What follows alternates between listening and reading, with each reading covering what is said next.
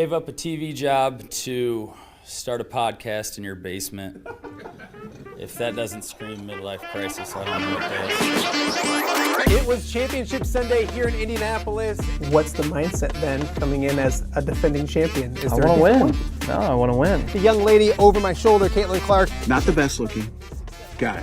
And I don't think anyone's going to sit here and say, Matt Randazzo was really good looking. What has this last month, 2 months, 3 months been like for you? It's an important fan base for the Fighting Illini, is it not? It is. He turned 69 years young last week. He looked good, Coach. Oh, trying. Thank you.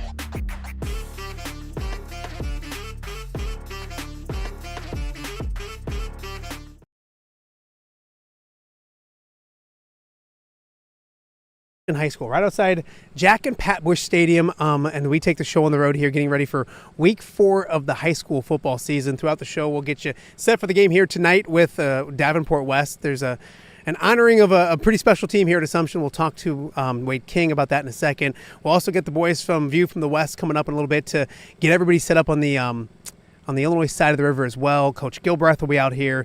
We got some brats, all that kind of stuff. So a lot to get to here on Off the Air with Matt Randazzo. But as I mentioned, the one and only Wade King, I woke you up from your nap and got you down here. I appreciate you doing this. Yeah. Obviously an exciting night. You guys honor a team that we'll talk about here in a second, a team that you coached. But what's a Friday night around, or what's a Friday during the day like around here? You got about 18 different golf carts, I think, running around. Like what's it like here? That's important. You want to show off your toys when you have a game night. But I like game days because I can wear a t-shirt and shorts to work, throw a hat on, and I can say I'm working. So try to get a lot of things done early on so that the afternoon goes smooth and you're ready for all the people to come watch your teams and cheer them on, and just a great atmosphere here with the stadium, and we had it rocking last week and hope to have the same this week. You mentioned the stadium. I know it's not new anymore, but it is kind of new still. How nice or different are game days now than what they used to be, hopping up to Brady Street and all those kind of things? Well, I get asked that a lot. When I was coaching, you forget how easy it is to just jump on a bus, drive 5 minutes, play, jump on a bus, come home, and be done. Here you got a lot of, obviously you got to set up, you got to make sure everything's working, and then the worst part is you got to make sure everything gets put away at night. So there's a little more work involved, but it's a great thing to have. I know our community loves it, and there's no place like home. No, absolutely. Wade King joining us right now on Off the Air with Matt Randazzo. You look at this stadium and what it's kind of done too as well. Like it looks beautiful. It still looks great. Kind of talk about the difference it's been. You mentioned the logistics of moving and going, all that kind of stuff, but to have a home here on campus has just been, I want to say program changing almost. You bet. It's everybody wants to have their own identity. You want your place. You want a place where you feel at home, and I think we're at that point now where a lot of these kids that are playing, we're in junior high. They were the little kids running around when we first started playing here. So I think Brady Street was awesome. It's still a great venue. I think we'll be back there next year to play a game, but it never really felt like home, and this place is fast becoming our home. Yeah. This is year 2 of you not coaching. Are you used to the life after yet, or what's been the biggest adjustment for you? Well, it's interesting. Game days still seem very similar, except once the game starts, I can kind of relax and just watch. But I appreciate the time. I feel like I have a little more time to be at home, or do things with my family, my wife. So they probably hate it. Yeah, it's probably tough on them. But it's been fun in that regard. So I do miss the coaching part. I was going to say, is that itch still there? Do you find yourself like during the game walking away, or if things are going bad, or like getting fired up if things are going good, or take me through that? Yeah, I don't want to be that guy. I don't want to be a fan that knows more than the coach ever. There's so a lot of those back in your day, I bet. Well, I'm sure there was. You get a lot of free advice when you're a coach. I tried to just kind of sit by myself, observe, and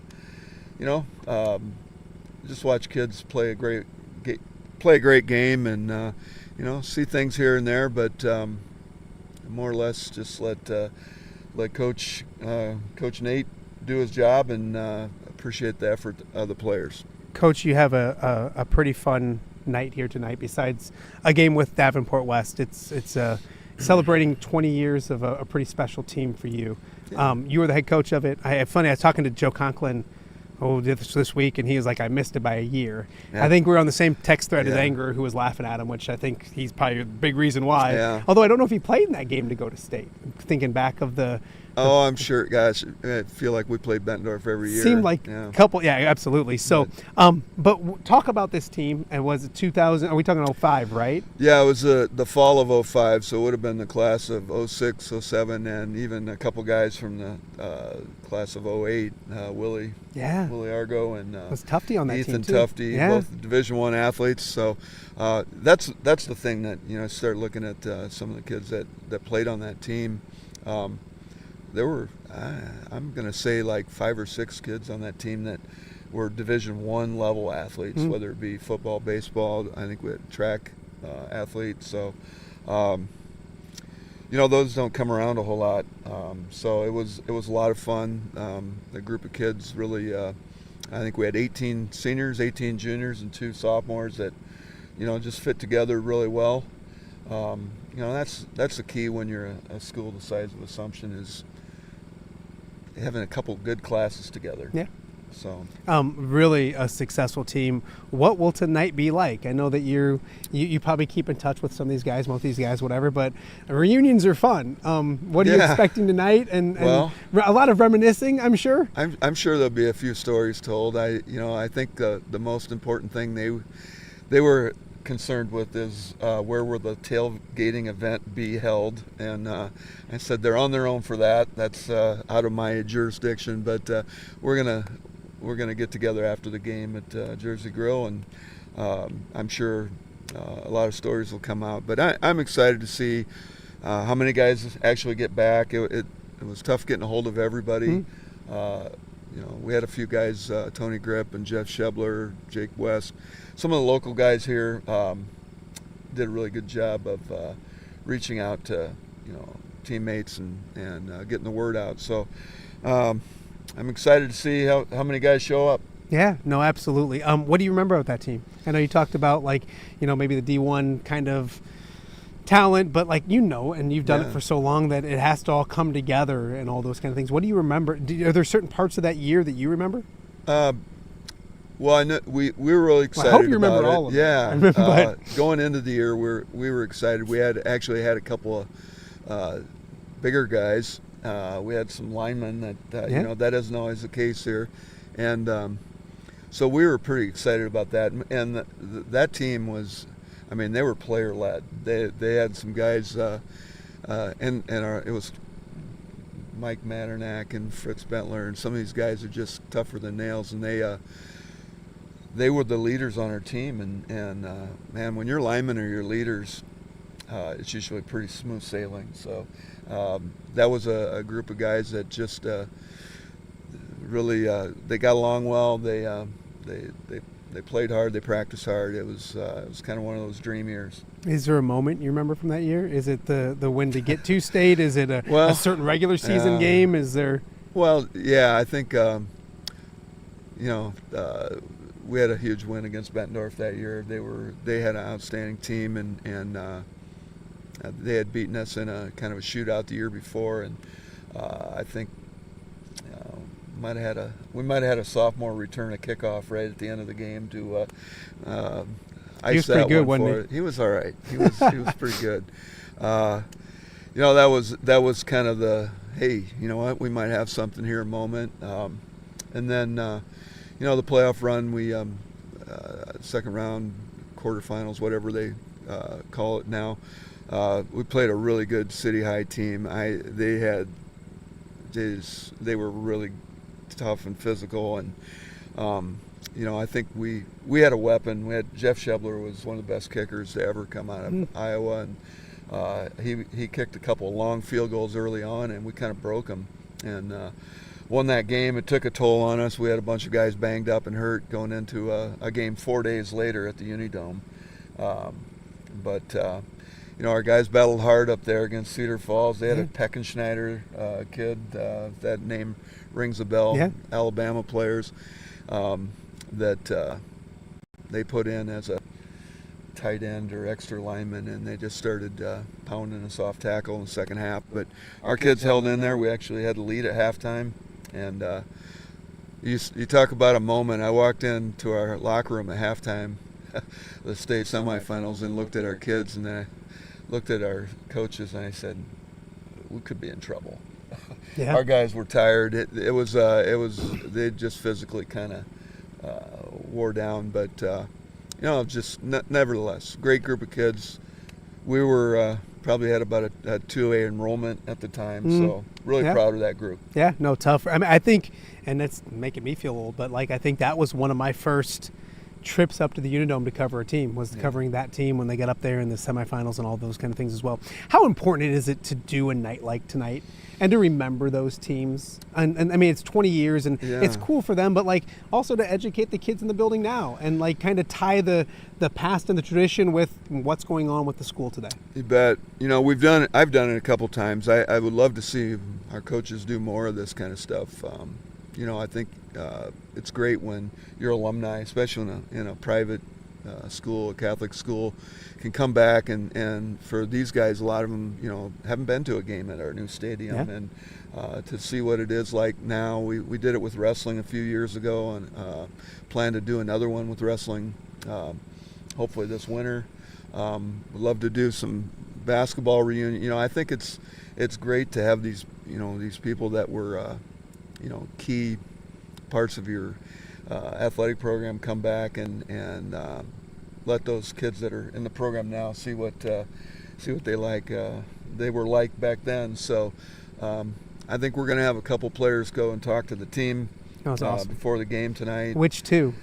Or do you know? I don't know. I'll have to see when we get here. Maybe sure. do a test or two to make sure who can talk to them? No, I think they'll be fine. But, I think that I just know growing up when we had some of the big shots that I remember as a kid around, kind of puts a little pep in your step.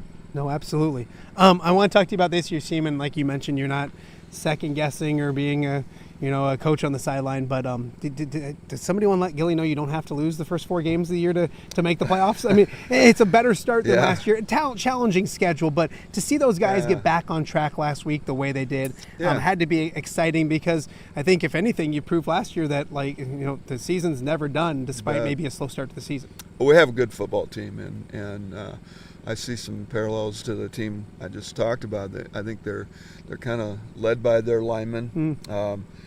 I know that they've put in a good off season. I mean, our losses, Solon might be as good as anybody in Iowa right now, and Class 3A.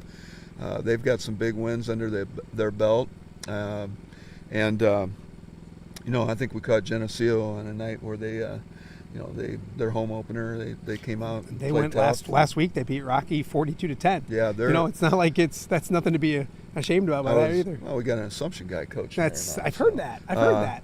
No, they were physical. I was really impressed with their physicality, and so I think we have a good team, and I think they're just going to get better and better. Our big thing is we got to stay. The margins are pretty thin. You got to stay healthy. No, absolutely. When you look at, I want to talk to you about Coach Furlong being out there. What was that night like? Did you obviously got out there to see, and that's a guy that's and a family that's meant so much to this school as well. Just a cool idea, cool game. I'm glad the athletic directors finally got that done, right? Yeah. All the athletic directors, right? Well, I'm going to put I think our coaches got it done. They came to me with this, and it can be done as long as you find somebody to pair up with in the state. But it's a great game for our community. I hope it becomes a new tradition for us and something that we can do every year. They've got incredible facilities, just a great, obviously storied program over the years, and I think Fur's going to bring it back and do a great job with it. As an athletic director around here, is it too much of a I want more of those. I know that it's easy to say, hard to do. I think it's this side of the river that makes it a little more harder than the Illinois side of the river. Would you be a proponent of they do those shootouts for basketball? Would you? I know it's hard to do. I get all that, but would you would you be interested in doing more of those kind of things and having like a Moline Bettendorf play and kind of a day of Iowa versus Illinois? Yeah, I just kind of missed that when I moved here in the 80s. When you were what, 2? Yeah, I was pretty young. Still pretty young. Come but on. They, I know that was a big thing for years here, playing the cross river games. Mm-hmm. I think it'd be a lot of fun to maybe have a weekend where, you had several crossover matchups. I know that the Illinois side has a couple dates they can play with, and it's kind of silly that they're driving all the way to Chicago and other places to find games when we could probably figure out something. But maybe that's something the administration can get together, and next time we the next cycle try to say, hey, we can do better than what we're doing right now. We can pair these things up and get some interest, maybe get people to come out to those games a little bit more and make it a fun night for the community. Wade King joining us right now and off the air with Matt Randazzo. I won't keep you long. I know you have he had a laundry list, like this list of things that he has to do. I do. It was a lot. Lunch duty. I always love talking to you about like big picture stuff because you've done it for a while, and I know you're not coaching it now, but things change. But then things stay the same.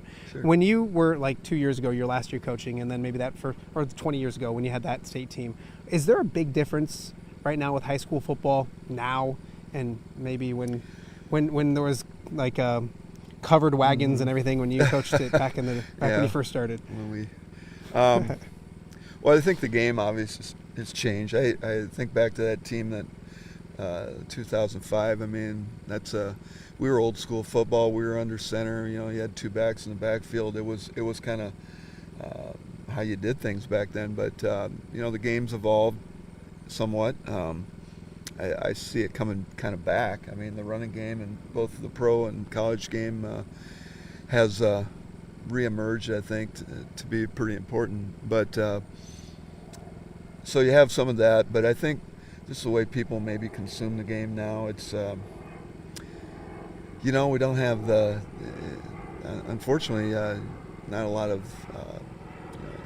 newspaper every morning. I just remember that as a kid, as a coach, getting up the next day and really looking forward to checking out the paper and getting home, watching highlights and stuff on TV. I know that's still part of it. Mm-hmm.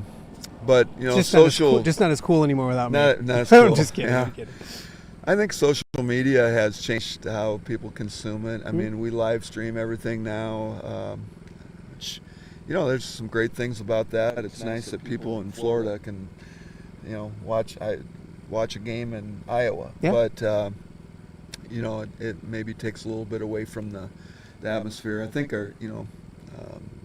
it's just a little bit different than it used to be. Yeah. No, but evolved, I guess. I think that's the thing is you have to evolve kind of with it. But no, you're exactly right. It used to be that tradition. Well, you look at something like the Great Club, which is great, and I know great crowd last week, Gary Dolphin and all those kind of things. But and I love the fact that it happens. But we do the banquets before the season and stuff, and a lot of times coaches get there and they say, well, you gotta know what we do already because of social media. Right. Like it used to be, you had to go to those things to find out about what Assumption was going to do or what happened the week before as well. Right.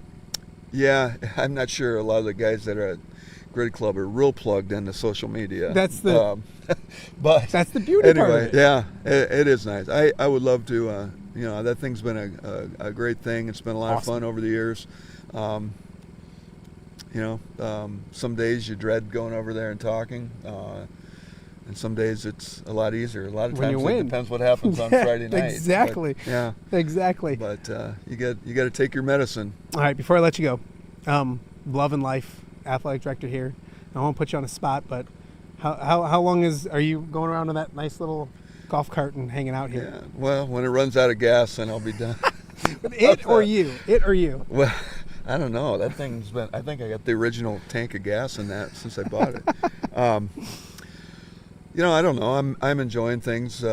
This year's been. I'm actually teaching a little bit. Oh, nice. Early bird PE weightlifting class, which I haven't done in 20 years. I mean, that's. I don't know. It's kind of fun to be around the kids again. Maybe kids that you wouldn't normally be around. So that part's fun. I mean, there's still a lot of fun parts to the job. I just it's been great having Maria Sakalars helping me this year. She's kind of doing some on-the-job training. So hopefully, leave the place in good hands if that day comes. I love it. He's Wade King, longtime head football coach here at Assumption, athletic director at Assumption. Have fun tonight. I will. Can't wait. I have no doubt in my mind you'll have fun. That's a beautiful right. thing. We got more to get to. Coming up in a little bit, I'm looking around. Nate Gilbreth, the head coach of Assumption, is going to be joining us soon as well. We've got some players coming out. And then also we'll hop to the Illinois side of the river and talk to the boys from View from the West about a big week 4 of high school football. All that. We got some brats. A lot to get to. You're watching Off the Air with Matt Randazzo, live from Assumption High School on a Friday right here in the Quad Cities. All right, be honest. Are you craving Hungry Hobo again? You know, that fresh sliced meat piled high on those amazing sandwiches, hot off the grill chicken and steak with all those delicious toppings, the biggest and best selection of baked potatoes, or simply some waffle fries dipped in cheese. Well, now that Quad City favorite is even easier to get. Download the Hungry Hobo app today. Order ahead, skip the line, and earn rewards all at the same time. There's Double Points Monday and exclusive specials as well. With 12 locations in the Quad City area, it's Hungry Hobo. Now even easier to find, but still hard to resist. Rafferty Funeral Home, dedicated to serving families in the Quad Cities since 2007. Hi, welcome. Here, come on in. An experienced staff plans each service to reflect the unique life and legacy of your loved one. Rafferty Funeral Home is proud to serve our community with dignity, respect, and compassion, helping you to celebrate your traditions and lasting memories no matter your faith, culture, or budget. Rafferty Funeral Home in Moline. Call today to discuss prearrangements.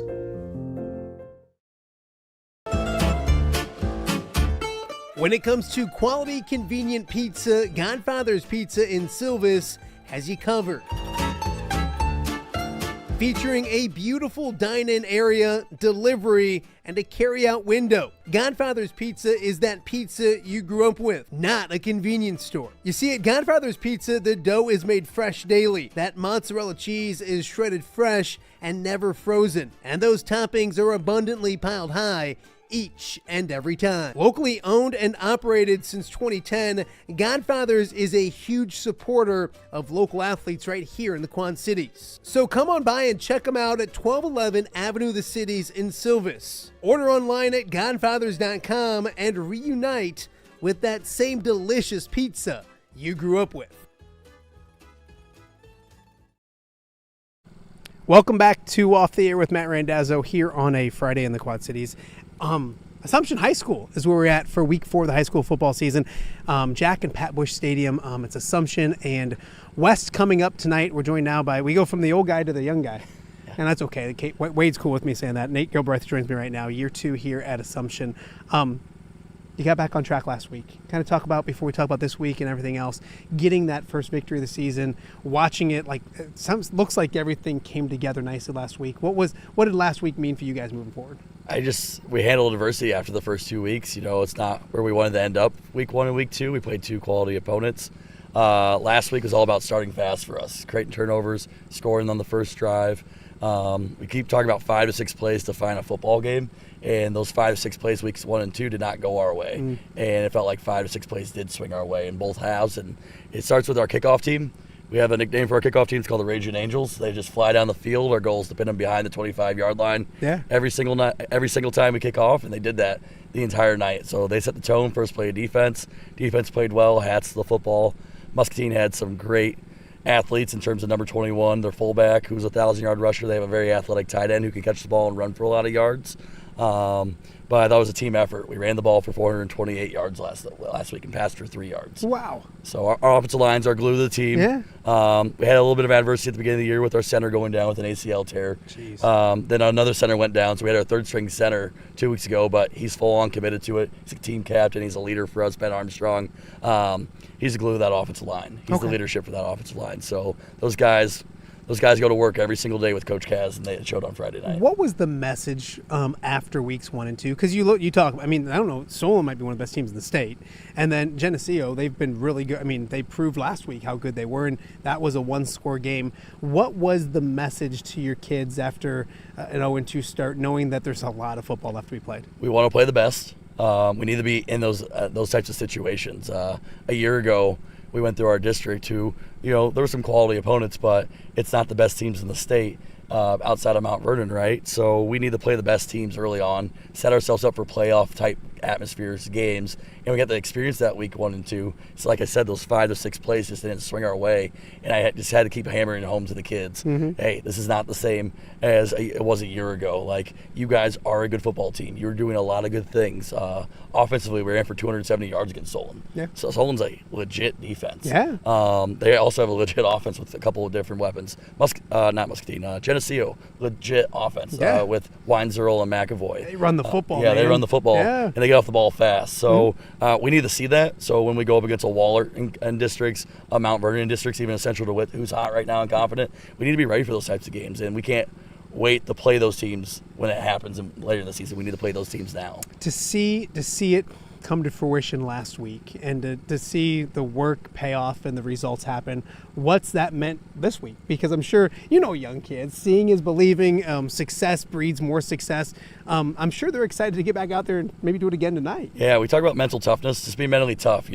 It's been hot this week. Yeah. Super hot. And hey guys, we still got to put the pads on and go to work. Yeah. So they've been working hard every single day, sitting in a hot school with no AC, going out to practice with no breeze, and they've been grinding away for 4 days, and they're ready to get back at it on a Friday night and put another good quality game out there for us. So yeah, hard work's been our definition of being mentally tough. A special night here at Assumption because they're honoring an 05 football team that I remember covering, which shows how dang old I'm starting to get. But one of the best in school history, if not the best. What do you tell your kids about that? Because just talking with Wade, like you want to remember tradition and kind of bind the two together. What's your goal maybe with that team as you guys get ready for this year's team tonight? With these guys coming back who did a wonderful thing, 20 years ago playing what's now 5A schools, go into a semifinal. Like a 2A size team, yeah. Yeah, that was a special group of guys. There was a lot of dudes on that team that were D1 talents or phenomenal athletes in other sports. But I think it's neat because, when they come back, I hope they come to our team mass and participate with us. Hopefully they say a few words to us before the game. But I just think this is motivation for our guys that, hey, like, we haven't done something in 20 years. What's your tradition going to be remembered as in 20 years? No, so what's your chapter of Assumption football going to be? So that's the motivation. I keep lingering in front of those guys every single week. What is your chapter that you're going to write for Assumption football? Absolutely. Nate Gilbarth's joining me right now and off the air with Matt Randazzo. You look at that kind of stuff too. Anytime you get a chance to celebrate the past, you got to do it. And it brings people in here and get those guys back in the building and all those kind of things. What will the atmosphere be like today? I mean, you probably tell your kids, like, hey, this isn't just another Friday night. There's a lot going into tonight's game. Bigger stage, maybe a chance to get them fired up as well. It's something we have 4 home games this year, and we have something special going on every single home game. We had KKD girls, Rising Knights, the band playing last week. Our place was packed, and I expect that to happen again this week. Our fans show out, whether there's something small going on or a huge event, and I think a lot of our alumni, our students, our former coaches, current coaches, they respect the history that what former Knights did to make us what we are today. So I think there's going to be a good showing tonight. It's going to be packed, it's going to be loud, and our kids are going to feed off that when they play for tonight. Davenport West comes to town.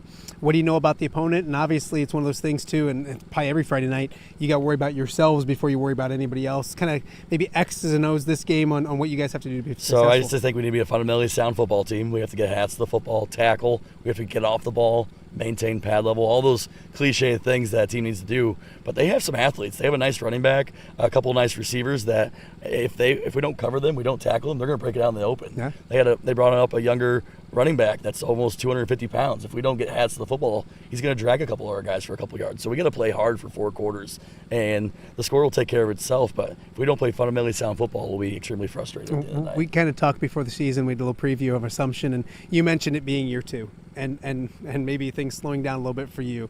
Can you talk a little more about that? Now we're 3 weeks in, going into week 4 of the season. Is it? I don't want to say easier. It's never easy, but has things slowed down? Are you getting used to getting a groove of being the head football coach over here? Just like the experiences that you don't think about as an assistant. Those are way easier. Those are in your back pocket now. You know how to handle those situations.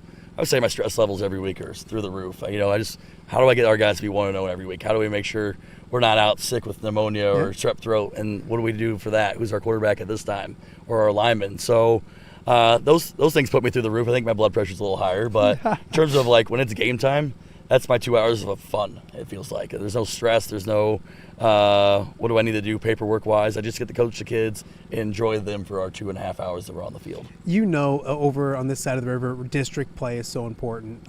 When you get to that it puts everything in front of you. You guys play in a good district, and you mentioned some of the teams, Wallard and those type of teams, and then Mount Vernon, and then you also have Central DeWitt playing really good football right now at 3-0. There's going to be some really intriguing matchups moving forward. Not dismissing tonight by any stretch, but what is this? That's the beauty part about what happens in Iowa is the biggest and best games are all still in front of you. Yeah. I mean, we want to play good competition early on, so we get those playoff-like games. But every game in districts is a playoff game. Yeah. If you don't win the district or take second place, you're leaving it up to the hands of other people to get you in, and that's not what we want. So it's 1 week at a time. We got to take care of Davenport West, and then we got to move on to Central DeWitt and take care of that business. We understand Central DeWitt, Wahlert, Mount Vernon. Wahlert is ranked 11th in the state. I think they're the best team in 3A. Wow. They've played 2 of the top 4A teams down to the wire, beating one and losing the one. They are physical and still as good as they were last year. So we need to take care of business each and every week to set ourselves up for those bigger games. So we don't want to look too far ahead, but we do know that those teams are pretty solid. We've kind of talked a little bit about it, this identity, this football team, those guys up front, and those kind of things. Can you talk a little more about that? Because, and I showed highlights for 25 years, and we don't call out the blocks, we call out the guys scoring touchdowns, but those guys up front are so important. I know that talking to you before the season, you were excited about those guys in the trenches. Obviously one got hurt, but and then you mentioned Coach Cass as well. Like, there's not a better person to teach what's going on up front than that guy. I've been pretty blessed to be around some special O-line coaches. Coach Has is hands down the most experienced coach I've ever been around. He's on year 50. He's forgotten more football than I'll ever know. He's not exaggerating. Yeah, no, it's legit. It's 50 years, yes. 100%. Coach O'Neill in the back here, 100% a player, wing back. He got yelled at by Coach Kaz, and the same things that back in 1996 that Coach Kaz is yelling, he's yelling them in 2025. Awesome. So it starts with him in terms of the knowledge he has, the patience he has with these young men. It's more than just football. It's about shaping them being good characters. Everything he says, it might be quirky, but it applies to life after football. Absolutely. So he's a huge leader in that. Ben Armstrong, a 3-year varsity starter, sliding to center. We have 2 sophomores on the offensive line. We have a junior, and we have a couple other seniors in Justin Barrett and Drew Diaz that round out our right side of the line from our tight end to our right tackle. These guys have been doing stuff together on their own since February. That's awesome. So, and then their time put in the weight room. So it's all coming to fruition now on the field. You just can't show up in August and win football games. So these guys are grinding away. They trust each other. That's the biggest thing, is trust. And that if someone has to step up, they're going to do it. So it's a lineman's attitude. They have to be unselfish. They're not going to get the accolades. They're not going to get the newspaper pictures. They're not going to get the highlights. Most they'll get is a picture of them picking up the running back that had scored. Sure. And they still won't get their name called. Yeah. So they're very proud of what they've done these first 3 weeks. But they know there's more work to do. I remember Dan Burch back when I first started doing this stuff. He would want to know. I'd be writing a highlight for me. He's like, who led the way? And I'm like, what do you mean? And he'd be like, no, give me number 776 and number, and he'd call them out. And it's one of the things I probably should have taken more from Dan. I took some of the bad things from Dan. A lot of good too, but I loved when he did that as well. What's that building like on a game day? Hot. No, it is hot. Today. But our kids, we had our fresh soft mask this morning. with Father Dale over at St. Ambrose. We start off every day with that. Our kids wear their varsity jerseys. They wear their sophomore jerseys. There's a sense of pride in the building. There's a lot of red jerseys walking those hallways right now. So it's exciting. Football's exciting.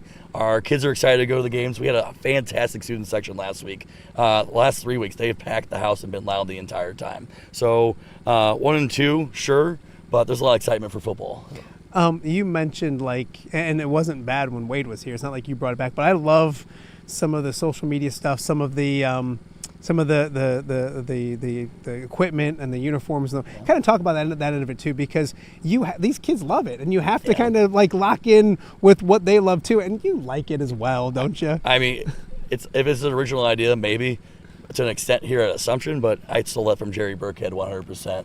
Good for you. Yeah, he's a good mentor for me, and a lot of the things that he has done with his baseball programs, I took and applied to our football program. So Swag Day is in full effect. I give about 4 to 5 things of like a crew neck, a T-shirt, long sleeve shorts, and then we teeter it down based off our amount of money we have in the account each year. But our kids, they walk the hallways wearing those crew necks, those T-shirts. Okay, there's a sense of pride that only football players have this equipment. Yeah. So it is a neat and unique thing. It's funny. I remember Jerry. He did the Pioneer logo, and it was awesome. And I got hats, and I don't get hats anymore. Thomas Smith, if you're watching this, and Gilly. I mean, I'd wear some whatever. I'm just saying. So I'll make sure to do that. Yeah, absolutely. Before I let you go, pregame rituals, pregame traditions, all those kind of things. What is it that you want your kids doing? Do you have any personally? I probably have asked you this, but are you a little superstitious, a lot of superstitious? Are you wearing SpongeBob underwear or something like that, or anything wild? For me, I'll drink a Diet Pepsi before the game, and that's about all I'll consume. But you know what we do after school, we go and have. Is that because of nerves? Do you have a pregame meal, or are you just food doesn't have anything to? I don't know. And then when you win, you pig out. Coach Morrissey's over here dry heaving on the sideline the entire time. So I don't do that necessarily. I'll just drink a Diet Pepsi because that's what I'll consume, and then I pig out after the game. Coach Morrissey also shaves his legs. So let's not do everything that Coach Morrissey does. All right? It's okay not to be the best-looking coach in the Quad Cities every once in a while. So you don't do any. Is there any with these guys? Will let them? Do you give them some space to do kind of what they want? Is there team stuff that you want them to do? How do you balance the two? So after school at 3:15, we do our team mass. I think a big part of our school is the faith component. Absolutely. And we want to make that connected in our football program. We have a fantastic priest this year in Father Tony, who does all our masses, keeps it short, keeps it fast, around 30, but his message always is connected towards sportsmanship, the athletics part of things, and it's a neat component there. I think it's a neat bonding experience for our guys. And then after that, our guys will go eat a little bit of food. At 5 p.m., they come down on the sideline, they watch, and then by 6:30, we're on the baseball field doing our walkthrough. Absolutely. So there's a routine, but there's freedom, but there's some things I want done too on the long before kickoff. Absolutely. Well, I'm not a coach, and God bless, I'm never going to be one, but I get that way for even dumb sporting events that I'm watching on TV. My wife will be like, "What are you going to have for during the game?" I'm like, "I can't eat. I'm too nervous." And then if they win, I'll be like, "I need to eat everything in the house because I'm starving because I was too nervous to eat beforehand." So keep killing it. Keep doing good things. Best of luck against West tonight. Best of luck the rest of the way. I told Wade, and I'll tell you, you don't have to lose a couple first. No. Next year, go ahead and win 3 in a row. It makes the stress level will come down a little bit, but I have no doubt in my mind that you guys will keep doing good things. And thank you for letting me kind of invade this place. Thank you for coming. We'll have a couple players out later on during lunch and all that kind of stuff. Do you see what Tim O'Neill's doing over there? He's got brats. He's got all that kind of stuff. So, it's Assumption. He's got to show out for his people. So, anyways, we'll have much more. Gilly, I appreciate you. When we get back, we're going to chat with the boys from the View from the West. We'll get the Illinois perspective on what's going on here tonight when it comes to high school football. Mitch Stormer from the View from the West will join me right after the break. You're watching Off the Air with Matt Randazzo live from Assumption High School. We'll be right back. Give me the keys. Learning to drive can be stressful for both the student and, yes, the parent as well. Relax. There's an easy way to avoid the stress. Skiles Driving School in East Moline has been helping new drivers hit the road with confidence for over 20 years. Whether you're a teen earning your first license or an adult looking for behind-the-wheel training, we've got you covered. Their certified instructors are patient, experienced, and use modern vehicles equipped for safety and comfort. From classroom instruction to real-world driving, we make learning safe, affordable, and even fun. Call 309-278-0098 or visit skylesdriving.com. Skiles Driving School. Get in, buckle up, drive your future forward.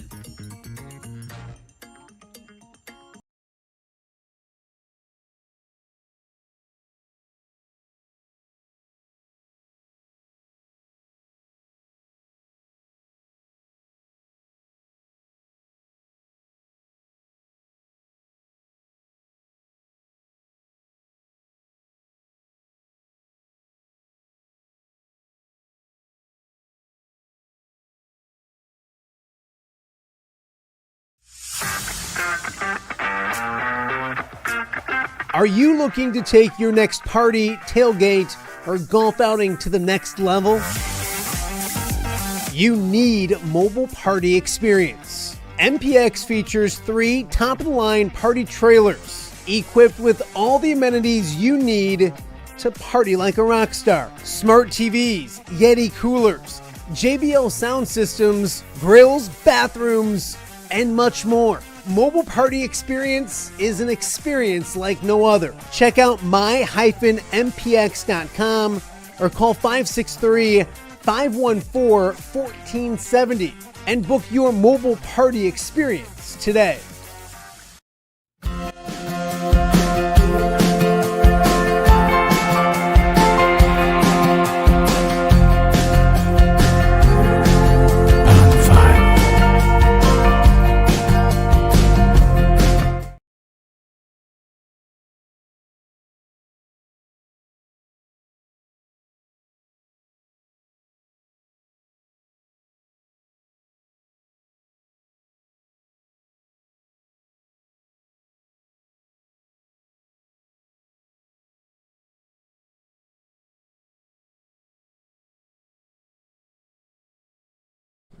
Welcome back to Off the Air with Matt Randazzo here on a Friday in the Quad Cities. Had to wake up a minute. I'm trying to do some things behind the scenes. So we are rocking and rolling here at Assumption. Thank you guys so much for joining us. Just had Wade King on, Nate Gilbreth as we're previewing not just Assumption and West coming up here tonight and honoring a really special 20-year anniversary of one of the best Assumption teams in school history.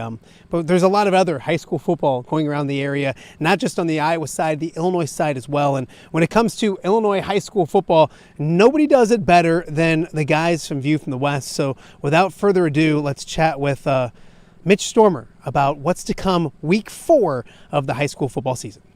So let's get you set for week 4 of the high school football season over in Illinois. And joining me now, my good friends from, well, I did have friends from View from the West. No Greg last week. No you this last week. No Greg this week. Yeah. What did I do? Well, is it me?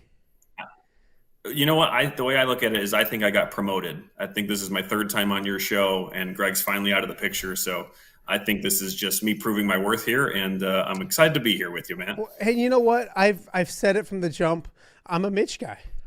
There should be a shirt. Like when you guys do the apparel again, by the way, I love seeing the View from the West apparel all over social media right now because everybody got their deliveries. So it's awesome. If you haven't got it, there'll be another store coming up soon. Take advantage of it. But I think there should be one that says I'm a Greg guy and I'm a Mitch guy. Like, why not? See who sells out more. Yeah. I'd buy them all. I'd buy all of them for Mitch because Mitch is here this week and we got a great week of high school football. Before we start talking about the games, man, it's going fast. It's already week 4. And I know it sounds cliche, but honestly, it feels like we were just doing our season previews and all those kind of things. And the live show down at the other bar, it seems like last week. And it's week 4. The games, Mitch, I know it's cliche, but they get bigger right now. Like there's some important games as you get to weeks 4, 5, and 6 of the season. Yeah. Yeah, you said it best. I was thinking about that earlier today. Like the season's a third of the way done. Like that's insane. So, but you're right. On our show this week, we talked about kind of a one word to summarize how we felt about the season. Greg said clarity because, the crystal ball is getting a little bit clearer as these weeks go by. I said cluster because I think there is still a lot more to play out in all of these conferences. And I was speaking more directly about the 1A bracket because I think as the 1A North is always tough, I think it's going to be an even harder gauntlet this year with the way some of these teams have played. No, absolutely. I want to start with the Western Big Six because I think last week we went into a week where you had some favorites and you wanted to see if they would be challenged. Hats off to, I think Sterling played well. They ended up losing by 16, but I think they played well. That was the closest of those games. And you look this week kind of similar. You can look and you kind of know which teams are favored going in. When you look at this Western Big Six schedule this week, what game kind of pops out to you the most? Well, the one that pops out the most is Geneseo going on the road to Browning Field there at Moline. Two teams that are jockeying for an open conference at the moment, right? Quincy lost earlier this year. Certainly they're still unbeaten in Western Big Six play with only 1 week in, but I think this conference is more open than it has been in years past. So these two teams have really played well. Two really, really good running teams. We saw that in Moline last week, certainly getting the Godfather's Pizza Silva's Offensive Line of the Week award with 396 rushing yards, I think it was. So I think that's a huge game, both for – again, that positioning in the Western Big Six, but also for playoff positioning, or getting a playoff spot, I should say. It's funny. I want to mention Godfathers again real quick because I saw that on social media. We talked about it on my show yesterday, but Godfathers, Andy Furman, there's not you'll be hard-pressed to find a local business that cares more about local sports and than what Andy Furman and Godfathers does. And to see them go over there and deliver the pizzas to practice was really, really cool. A cool concept that you guys are doing. The offense, those big uglies deserve the love. So it's really cool to see. Yeah, Mitch, you look at this game and after a week one, I don't want to say disappointment with Geneseo because it was almost a measuring stick on like where they were at against Rochelle. And I think they took it and ran with it. And they always talk improvements from 1 and 2 and from 2 to 3. Like they're playing some really good football right now. And you mentioned it. It's going to be two teams that do the same thing. You look at the rushing leaders in the conference and everything else, like Geneseo Moline, it's going to be a quick game because I don't know how much passing there'll be, but we're trying to figure things out. And I think we've kind of put like Quincy, UT, and Moline like as good teams and then wondering what the next group is. This could be Geneseo's way of proving like, hey, like we're in that first group. Don't put us in like the next group. We could be there with them as well. Yeah, I think the defenses are certainly going to be how this game is won. Can Geneseo make Case and Ponder throw the ball? And I don't mean that in the sense that Case and Ponder can't throw it. He's very talented. You look at a talented sophomore. He's got some weapons he can throw to. But again, you look at last week, 400 yards rushing. That is their bread and butter. So can they make? Can Geneseo make Moline uncomfortable? Can Moline lock in? Right, with an away game going to Quincy next week. So this will be a terrific game, a wonderful rivalry with both teams looking to prove something here. Absolutely. And Mitch, I don't think for another good game you have to go too far. Go down Avenue of the Cities. Yeah. It's not called Avenue of the Cities anymore, is it? Yeah, it is. It was 23rd Avenue back in the day for me, still 23rd Avenue. But go down to East Moline, go to United Township in the Soul Bowl. Two great programs. And like you're looking, it's almost like role reversals right now. And they've had some really good games the past several years, but it's now role reversals where like UT was trying to maybe prove themselves against Sterling. And now if you look at it, probably United Township, a 3-0 start, impressive victories. They're going to get tested by a well-coached John Schlemmer team. That's two really good head coaches and two talented teams at the Soul Bowl as well. Yeah, for sure. And you look at last week against when we talked about Moline, kind of chewed up that Sterling defense. Now Sterling has to deal with Isaiah Navarrete, who has 3 straight games of 3 rushing touchdowns. That will not be easy. But like you also mentioned, Sterling played well against Moline. They had big plays through the passing game. Yeah.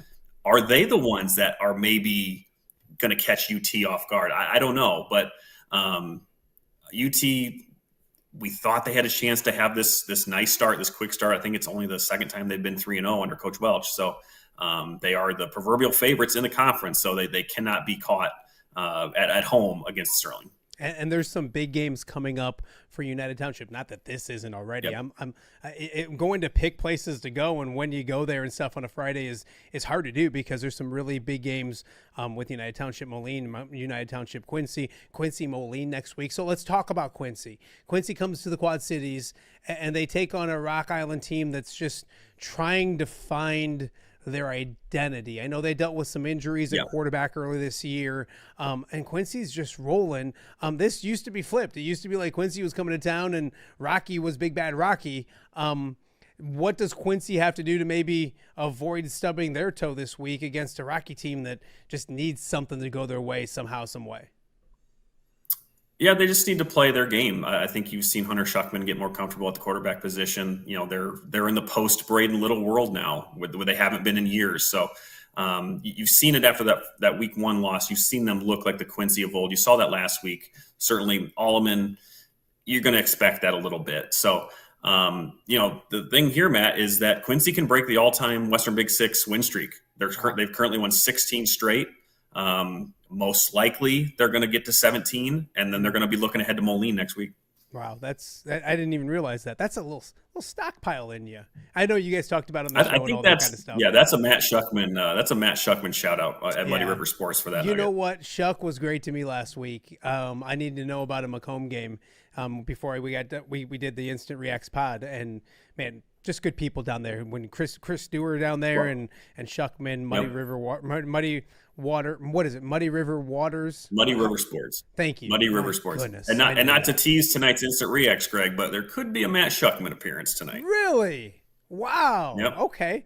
Well, sign me up. In fact, I'll be there. So right, you're in. I like it. You're in. Last one in the Western Big Six, and Alleman and Galesburg have both done some nice things. 2 teams building, and obviously Alleman back for the first time and after not playing for 2 years. It's homecoming at Alleman. I would normally be there, but I got to go to Iowa City for the Iowa pregame show. An interesting matchup there. I think both of these teams would love to get that second victory of the season. Thoughts on that game from afar? Probably the most winnable game for both teams for the rest of their season, right? It's again 2 programs that are just trying to get sorted, right? All for different reasons, but Galesburg being there in their second season under Coach Hickey, Alleman in their first season under Coach Barber for the first time in a couple of years of having 11-man football. So I expect this to be a great game. You'll be there. I assume you'll be there on the PA. Not this week. No. I got to go to you already got fired from that job. I got to go to Iowa City for the Iowa pregame show. So I'll be in Big Grove from 5 to 6. So I won't get out of there until 7. So. Is that a Saturday? Oh, is this a Saturday game? Is this not Friday, tonight? No, it's Iowa's Friday night. Oh, Iowa's Friday night. Tonight. Okay. Yeah. So I won't get to. I might get there by the second half. I'll probably go. All my kids will be there. It's how it is, Mitch. If you got all your kids one place and maybe you can get home early and go to an empty house. It's intriguing, so we'll see what we end up doing. But yeah, you're right though, Mitch. It's 2 teams that's probably the most winnable game the rest of the way, and just 2 teams building in different ways. It's not like I think with Alleman and Galesburg to an extent too. You're not as much looking at scoreboard as like progress, if that makes any sense, and playing winning football and making some winning plays and all that kind of stuff. So that kind of wraps up the Western Big Six. The track is intriguing as ever, and we look ahead to next week is Newman Rock Ridge, and you look at both of those teams, and that's the big game in week 5. But both of them have like sneaky road games tonight, with Newman going to Orion for a homecoming game and Rock Ridge going to Erie Prophetstown. I'm not saying either lose. In your opinion, who needs to be on guard more, Newman or Rock Ridge, if that makes sense? I think Newman playing Cale Filler and that passing attack at Orion and having to defend Owen Voorhees. Shout out to our defending View from the West Players of the Week, by the way. Yeah. I think that will prepare them for Colin Schweigen and Rock Ridge. Whereas Rock Ridge going against EP, EP is going to give a similar look to what Newman does. They play a tough defense. They're going to run at you. So I think these matchups in week 4 will prepare both teams in week 5. The way that Orion's playing, again, the way they looked, Cale Filler threw 6 touchdowns last week. So they're capable of letting it fly. And Newman doesn't see that a whole lot in this conference. So that's a contrast of 2 styles in that game. But again, if they can get used to that Orion offense, that'll serve them well going up against Schweigen next week in Rock Ridge. I asked Ty Taylor on Wednesday on the show, I said, we're a third of the way through the season, who's been the most impressive team in this conference? Because everyone looked forward to watching this conference. I'll ask you the same question. I mean, 3-3-0 teams, who's been the most impressive team? I know that gets you in trouble from probably two teams you don't pick. I get that, but who's been the most impressive team so far? Tough questions, right? I will agree with Ty that it's Rock Ridge because of what they lost. They lost 2 All-Staters. Certainly, we knew Colin Schweigen was going to be back, and we know what he's capable of doing. But for them to kind of reload and to play the way that they've been playing the first 3 weeks, I think that is an impressive feat. But again, not to take it away from Newman, because we expected them to win this division. At least that was my pick of who would win this division, and they're playing up to that standard right now. If you go to the other side of the conference in terms of surprising, I mean, it's week 4 and Princeton doesn't have a win on the field. I mean, when was the last time that happened? They get the forfeit win last week, but they have not won on the field yet. And now they've got to get prepared for Monmouth Roseville next week. So impressive Rock Ridge, surprising Princeton. When you look at this week as well, and that matchup between Kewanee and Princeton, there's so much history to it and all those kind of things. Yeah. Boy, I look at that Princeton team just like Kate, like just eager to get rolling, if that makes any sense. They just want to. They've got frustrations from 2. I mean, and those losses, those are losses to 2 of the best teams in the state. Right. So nothing to be, and then they want to get back at it and flush those away, and they can't last week. I know it's a great rivalry and it's a long rivalry and all those kind of things. I'm really intrigued to see how Princeton looks tonight, because I think they're going to be ready to play some football, if that makes any sense.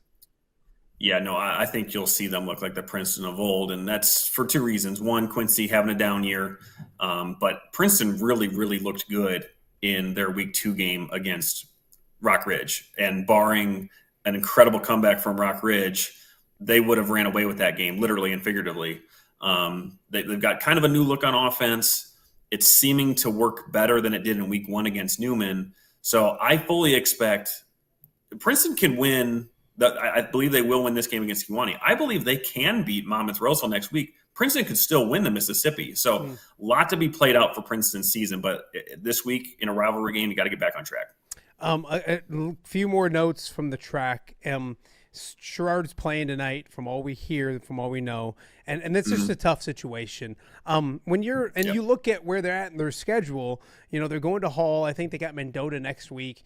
And when you're Sherrard, these are the winnable games on the schedule. These are the best opportunities on the schedule. To get through everything last week and to get back on the field, I feel is a victory in itself. What do you expect from Sherrard this week? And just obviously a tough situation with everything they went through last week. I mean, they didn't get beat up by Princeton, right? They're relatively not beat up from a game against a Princeton team that it would have been capable of taking it to them. But yeah, Hall's been playing well too. So I don't know if Sherrard will win this game, but to get them back on the field will be great to see. Certainly we hate seeing kids having to forfeit due to illness or whatever it may be. So I expect them to get back on track here at Hall, and then certainly a winnable game too next week with Mendota. And you look at it, you mentioned the kids. That's the main thing. I mean, you only get so many of these games, and to miss one, they don't want to be in that situation. I think that's the frustrating thing sometimes is that people from the outside look in and judge, and these kids they just want to play football. So hopefully they get on the field tonight and do all those kind of things as well. One last game I want to talk about, it's Ty Taylor versus Brian Stocking. I mean, it's Mercer County versus Riverdale. Riverdale, you look at last week, I think they were down 21-0, and then they played fine. I think it was the start that got them last week against a obviously really good Rock Ridge team. I expect them to bounce back, but you look at Mercer County, Mitch, they need a win. They need a win badly down in Aledo. I would say the same goes for Riverdale. To get back on track and get their third win of the season, that'd be an incredible feat for Coach Diericks and that group. So, yeah, they played hard against Newman. There's no doubt about that. Newman came out pretty quick on their home field, but I have been so impressed with what Riverdale has been able to do the past couple of years. And again, all the credit to Coach Dierks and his staff and the kids for sticking it out. I think we'll see a similar success story with Coach Barber, who came from Riverdale and now at Alleman. So, I would pick the Rams. I believe I did pick the Rams in this game with our picks with Ty and WRMJ, because I do expect them to get back in the win column this week. You guys are so lucky. Like Ty, I'm not cool enough. I asked him. I said, "How can I not get in these like Dazzo?" We're not in the nest guess. That's true. I don't want to hear it. That's true, but you can be, and you are. I think. Did you get in it?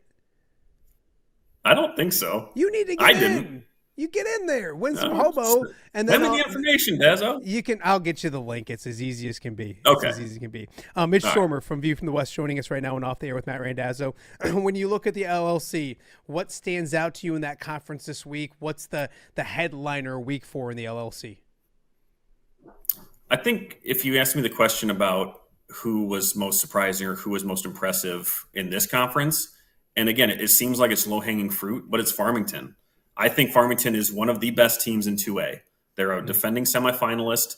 They lost their all-everything quarterback, Lane Wheelwright, and now they're playing a freshman who threw for 250 yards and threw 3 touchdowns last week. Wow. They just reload in Farmington. So I know they're not necessarily in the viewing area of your show, but I have been so impressed with what Farmington's been able to do. And I think 2A is a little bit open like it was last year. And so the way that they've been playing, they've got a tough game going on the road this week to Illini West, who's been playing well. But, boy, Farmington is a lot of fun to watch. Great athletes on that squad. Great coach there in Toby Vallis. I've been impressed with the Farmers. It's funny, Mitch, because I used to get after Greg, like, Greg, that's not my viewing area. And I've quickly now realized I'm in the world of YouTube, like, my viewing area is whoever wants to watch. So, like, I'm all about if the Farmington people want to watch off the air with Matt Randazzo, tune in. We'll take any views we can get. I was impressed with Macomb last week. They go to Bureau Valley, still trying to figure things out. Your thoughts on Bureau Valley through 3 games? I know it's a different regime and all of those kind of things, and Macomb on the other end, boy, like talking with Coach Horrell and those guys, like I'm extremely impressed with what they did last week as well. Yeah, Bureau Valley they look like a team that lost some key pieces and have a first-year head coach. For even as experienced and legendary as Coach Elder is, it's going to take time, and that's okay. This program was building under Coach Pistol, and then he stepped down. So there's always going to be a little bit of transition there, but it may not happen this year. I don't think it'll happen in this game because Macomb, like you said, has been playing really well. But Coach Elder is going to get that program headed in the right direction sooner rather than later. I completely agree with all those statements. In the NUIC, Galena is one of those old viewing area teams that's off to a really good start to the season. And that's an intriguing game with Dupec as well. Your thoughts on Galena, what they've done so far this season, and in a conference that's just, and we know it, is loaded from top to bottom with really good teams. Yeah, after week 1, they had beaten Morrison by 8. And we were kind of thinking, well, what do we think of Galena? They win out of state in week 2, and then they have a great win against EPC in week 3. So they're playing well. Roman Romer, their quarterback, is a tremendous dual threat quarterback. He's been throwing the ball more this year. What we talked about on our show this week with Dupec, they're 3-0, but their first 3 opponents are combined 0-9, and they've got the rest of the top half of the NUIC the rest of the way out. So Dupec in their first year under new head coach, they don't pass the ball much anymore. They are completely a running first team with Dermot Dolan. So this will be Dupec's first real test on the road against a really good Galena defense. So this is, again, one of those games where this year we're seeing Stockton at the top of the NUIC, and I think they'll stay there. Lee Wynn's going to be up there too, but who's sitting in that 3rd and 4th spot might be the winner of this game. Mitch, Lena Winslow last week goes to Rochelle and wins. Like, just talk about that, because we just talked when we went back to the Western Big Six. It was Geneseo trying to measure themselves against Rochelle, and then here comes little Lena Winslow, and obviously not little when it comes to state success and the power program that they are. But I thought that would be a good game. I didn't know for sure if they would go and beat Rochelle, and they did just that. That week 1 game with Rochelle and Geneseo makes less sense every minute of the day. 1,000%. Because Rochelle went and played Chicago King in week 2 and only won by like 10. And then they are flat against Lena Winslow. And I don't mean that take away from Lena Winslow at all, because Lena Winslow won that game with a backup quarterback, without their top running back, and without Kearns, another one of their star players. Wow. It was the Aiden Wild show. He recovered a fumble on the very first possession of the game. They scored on that possession. And yeah, they just took it to Rochelle, a 1A over a 4A. We like to see that anytime that happens. No, it's crazy. Tonight we kind of talked a little bit about it, and you had a little work trip last week, so I wasn't there last week. But the View from the West Instant Reacts. I've been telling people that, like, and who knows, like, and the shows during the week that you guys do are awesome. I think the View from the West Instant Reacts podcast, we're going to look back in 5 years and it's going to be like the mothership. Like what's done. There's so much information, so many coaches that are on. I think we had 4 coaches on last week, live after games, talking about what it means and all that kind of stuff. Kind of talk about what we're doing, what you guys are doing. And I tell people all the time to thank you for subscribing to this channel. But if you're not subscribing to the View from the West channel at the same time, shame on you, because you should be glued to that kind of stuff. Friday nights are fun, aren't they? Yeah, Friday nights are a ton of fun. This has been such a fun wrinkle that we've brought to this show this year. Certainly, we upgraded our software to be able to do the show, but to have the coaches' enthusiasm, wanting to come on the show, certainly after a win, we're figuring out the kinks with some of the coaches of figuring out the technology and getting on the app and getting able to get logged in and on camera. So still some things we got to work out, but again, it's the enthusiasm of all of our viewers. It's the enthusiasm of the coaches, the players, anyone who we've had on the show. We're able to get highlights from fans who are at the games. They send them to us. We're able to involve our fans in our show directly. So, yeah, this has been a really fun 3 weeks in that regard. And like you said, I think we're just getting started with the Instant Reacts and kind of that platform and delivery of content on a Friday night. Well, Mitch, we go way back to the days of the highlight zone and what it was amazing, but like everything evolves. I'm not taking anything away from anybody anything that anybody does on a Friday night. That's high school football is such a beautiful thing. But with that being said, everything evolves. And I think people want that extra discussion, if that makes any sense. They want to not just know what their team won. They want to know how they won. They want to know the stats. They want to know what players and what it means. And to have guys like you and Greg that like know it like the back of your hand, and Ty that hops on and stockpile, I guess sometimes it's great, sometimes it's fool's gold, but it really does give a new wrinkle to what Friday nights are. And you mentioned it's developing and going as we move along, and there's the video aspect is there, the scores aspect is there, and there's nobody telling us to shut up. Like, if you want to go till, I think last week, Greg, it was like 12:15. So 10:15 tonight, View from the West Instant Reacts podcast. If you're not subscribing to View from the West, go do that real fast. You'll see the alerts. I'll tweet it out as well. But it's a fun Friday for me. We're taping this right now, but we're at Assumption as we speak. And then when I get on that, I'm going to go up to Iowa City and do the pregame show there. Then I'm going to come back and do your guys' show. And then after that show, I'm going to do another show for me with Tom Kakert out at Rutgers as a post-game reaction show for the Iowa-Rutgers game tonight. So it's a busy Friday, but man, there's no better time of year than football Fridays, even when the college bleeds into a little bit as well. So Mitch, get prepared, get your rest, all that kind of stuff. I will see you tonight at 10:15 on the Instant Reacts pod. I appreciate you. Sounds good. Thanks, Dan. It's always great to catch up with Mitch. No Greg. I was disappointed, but we'll have both those knuckleheads tonight, View from the West pod, so check that out. We're going to take a quick break. When we get back, we'll talk with a couple of Assumption football players here as we're live at Assumption High School for Off the Air with Matt Randazzo here on a Friday in the Quad Cities. We'll be right back right after this. Relationships, including the influence of the coach. FCA believes the coach is the most influential person in America. Matt celebrates. Hello, Dan Pearson here of FCA. Our team is thrilled to support Off the Air with our good friend Matt Randazzo. We share the view of the power of sport when it comes to relationships, including the influence of the coach. FCA believes the coach is the most influential person in America. Matt celebrates local coaches and athletes. His content is informational, insightful, and inspirational.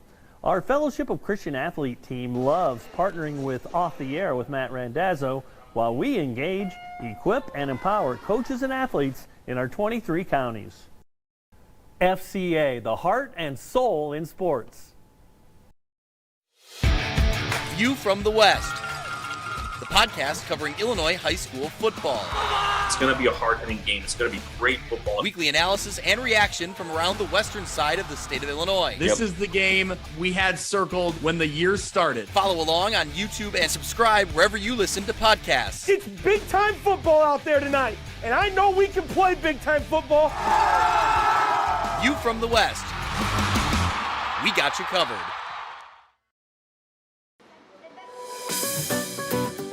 Are you looking for the Quad City's best chips and salsa? There's only one dude to turn to. Right on. Snoop. Hand-cut chips, fried fresh with that crunch you've come to love. And the most addicting salsa with delicious fresh ingredients each and every time. Pick up your chips and salsa, queso, enchiladas, and much more at the Stern Center in Rock Island. To place your order, simply call the man himself. It's Snoop at 309-314-8197 and find out for yourself what the rest of the Quad Cities already loves. Welcome back to Off the Air with Matt Randazzo. We are live outside Pat and Jack Bush Stadium, Assumption High School. The Knights taking on West, and got a couple of players out of school. You're welcome for getting you out of school. It's probably lunchtime though, right? You might not mention out too much. Ben Armstrong joins me right now on Off the Air with Matt Randazzo. First and foremost, thanks for doing this. To get on track last week, and I know you guys started 0-4 last year, make the playoffs and all that kind of stuff. You don't have to lose all the games early on, but what would it mean to get back on track last week and kind of put things together after, I mean, nothing to be ashamed of, two really good opponents, weeks 1 and week 2. Yeah. So last year, you talked about last year, and when we started slow, that hurt us. You know, starting slow, the team morale goes down. Mm-hmm. This year, we had a slow start, but those were good teams. Yeah. And we competed with good teams. Yeah. And then we came out last week. We had a great win across all programs. Every single level of the game won. Yeah. We had a great week. And we're going into this week with the confidence, knowing we can win a football game. And that same confidence we want to go throughout the entire season and eventually take us to playoffs. What did you've been in the program, senior, so you've done this before, but seeing is believing for some guys. Yes. To see it all the hard work and everything, and not that there was any doubt after the first 2 weeks, but to have a game like that where everything clicks and you dominate up front, you run the football, all those kind of things. What did that mean, and what has it meant for practice this week, and maybe confidence moving forward as we get ready for the rest of the season? I would say the biggest thing is trust. So we have great coaches, a great coaching staff, just great people behind us in general. And when we're losing, it becomes hard for younger people to trust the coaching staff, trust the decisions they're making. And then we go out and we get a game where we win by 50 points. There's a lot of trust there. Yeah. What we're doing is working. Yeah. So every single level, like I said, every single player is coming out this whole week, this past week of practice, was just an energy that, even though it was hot, we had an energy of trust, an energy of brotherhood that was just we were going out and we were ready to get a big win. I talked to Gilly before the season, and he loves that offensive line. And that's what works. It's worked this season. It's worked last week to a big-time way. You're one of those big uglies, we'll call you out there. What's it been like? And you guys, this wasn't like, hey, you got together in August and let's go to work. I mean, this is something that from last year throughout the offseason, you guys have been building something special up front, haven't you? We really have. So the biggest thing about the offensive line, in my experience, is yes, it's physical. It's every play you're hitting somebody. But the biggest part of it is the mental aspect. Every snap, you have to know what your assignment is at every position, and overall just knowing the offense. So like you said, in August, we got together, and we had a good idea of who our starting O-line was going to be. And we went through the plays, and we figured out every position. Not just, I played guard, but now I play center. So I didn't just learn my left guard position. Yeah. I learned what the tackle did every play. I learned what the guard did every play, and I learned what the center did every play. That way we understood how the offense moved in general, and that camaraderie, that group work, has really shown in the past few games. That's the thing, because people think offensive line, they think the guy across from you, but it's a well-oiled machine. Everybody's got to be doing the right thing and at the same time, or it doesn't. One guy doesn't do the right assignment and things don't go correctly. You mentioned moving from guard to center, and I know it's talking to Gilly earlier in the show, and you lose your center and then you lose your backups. To make that switch as a senior. And to kind of buy in for you, what's it been like for you to move over and maybe have a little more responsibility when it comes to everything? So definitely there was a bit of a learning curve. I mean, when I first switched, I had 30 hours notice because our second center went down. So, but it's fun, I would say. I was starting to get the hang of guard. Every play I knew what I was doing. I knew the assignment. I knew how I was blocking. And then now I'm going to center. And it's like I'm a sophomore again, relearning everything, relearning the basics, and it's fun. It's the game of football seen through a new lens, and it's definitely I'm coming along. I'm learning it, and then also our tackle moved down to guard, and he's doing just a great job. We have a sophomore up at tackle, learning really, really quickly, and it's fun. It's a challenge. It's adversity, but great teams face adversity in a great way. Last week was a get right week when it came to the scoreboard. Also, like the environment here, I heard was awesome and packed house and all that. It's going to be that again. They're honoring a pretty special. Now you're too young to remember all this, but I covered it, which makes me feel really old. The 05 team. I know there was the senior class of 06, but the 05 season and going to the Unidome. Have you guys, as a team, educated yourselves on what this group did and what it's all about, I guess, as you get ready for tonight? Yeah, so we've had their schedule and the scores. We've seen them, and we've talked about it. They played, I'm pretty sure, every city school. Yeah. And they beat every city school. Yeah. It was something that was so unique, because we don't get to do that anymore. Yeah. We can't play PV, Bettendorf, those teams, but they do. They did. And that was just something that was great. And I don't know if Coach Gill talked about it, but we do something where we wear black jerseys. Right, so the black jersey is a former player, and every time a defensive player puts on, for the current year, puts on a black jersey, which is the number of a previous player, we're told a little bit about their story.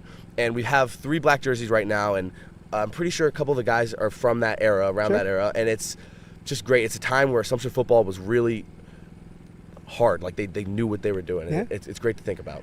Kind of bridging the eras. We talked with Coach King about it, and then of course Gilly, but to educate, to celebrate that kind of stuff. And I know you guys are young in high school, but that's got to fire up you guys a little bit. I'm sure you'll probably hear from some of those old guys before the game and stuff like that. That has to motivate maybe you guys to go out there and make sure that they're homecoming in the loss on the scoreboard, right? Yeah, because the way I see it, Assumption is very big on tradition.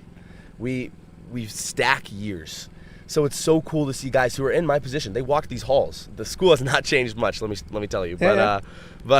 So watching these guys come and talk to us, which I'm very excited for. It's just tradition, man. It's really awesome to be a part of it. No, it's outstanding. You guys get West tonight, and there's a lot of pomp and circumstance going around, but you guys got a football game to play. We do. And obviously building off last week, kind of talk about that, because you want to continue to make steps forward. West comes in here. It's been a while since you've played West with the districts and all those kind of different things. Kind of talk about what you guys expect tonight, what you guys want to get accomplished tonight on the football field itself. So just straight up, we have to get a win. At the end of the day, that's what this is about. We come in and we want to win. But more than that, we want to play the right way. Every snap, every drive, every quarter has to be us playing our game the way we want to play it come district play. Because district play is when it really matters for us to get the playoffs.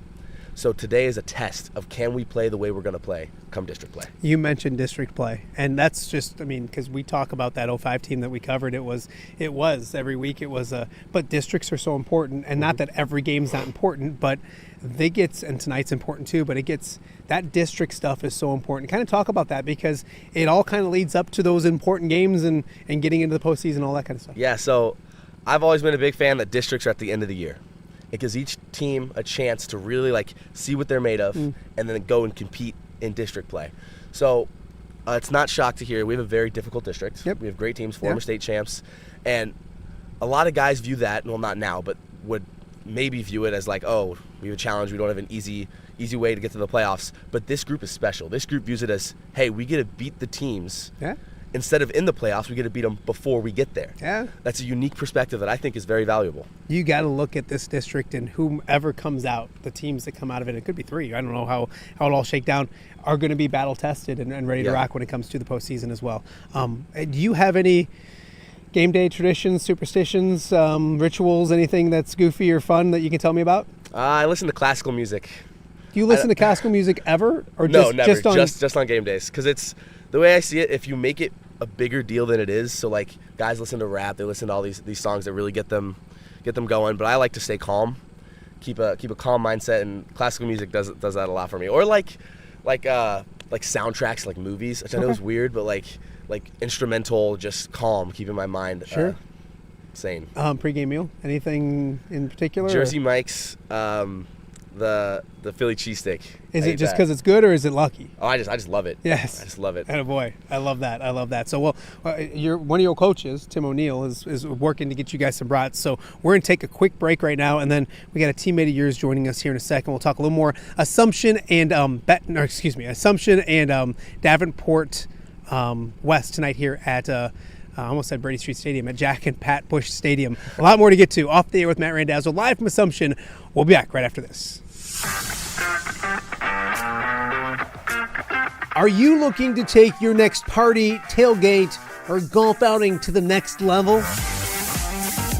You need Mobile Party Experience. MPX features 3 top-of-the-line party trailers equipped with all the amenities you need to party like a rock star. Smart TVs, Yeti coolers, JBL sound systems, grills, bathrooms, and much more. Mobile Party Experience is an experience like no other. Check out my-mpx.com or call 563-514-1470 and book your Mobile Party Experience today.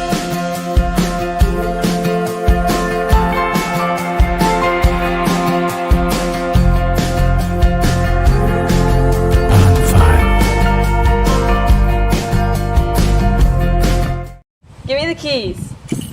Learning to drive can be stressful for both the student and, yes, the parent as well.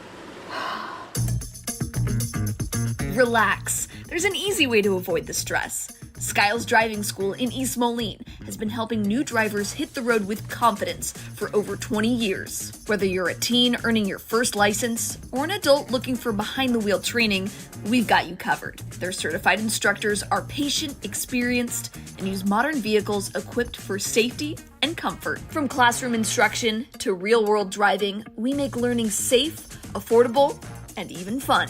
Call 309-278-0098 or visit skylesdriving.com. Skiles Driving School.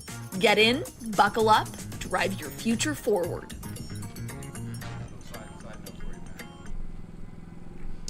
Welcome back to Off the Air with Matt Randazzo here on a Friday in the Quad Cities, the OTA show on the road at Assumption High School, joined by Drew Diaz right now, senior tight end, defensive end, ready to go for a big game tonight against Davenport West. Before we get rolling, and we talked with Ben about it, how important was last week for you guys just to kind of, not that it was a bad start, the two teams you played to start the season were very good football teams, but to see it all come to fruition on the field and get a victory the way you guys did? I think it was just good to see us, come together, have our technique be perfect, because that's what it's about. We have to get better every single game to keep progressing throughout the season, and I think getting that win just really brings confidence into our team and just going forward. The way you guys did it, and I don't know, was it almost 500 yards on the ground or something crazy like that? 420. Yeah, a lot. Is that the identity that you guys want? Is just to, that tougher? I know that the coach loves the trenches that he has here. Is that the Assumption identity right now?